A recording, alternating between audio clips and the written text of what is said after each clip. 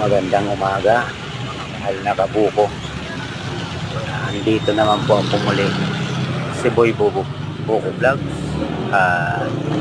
Muli mag-upload na short video. Babakita ko po sa inyo sitwasyon, kalagayan, lalong-lalo na po ng ating mga kababayan na hirap sa pamumuhay. Naway makatulong.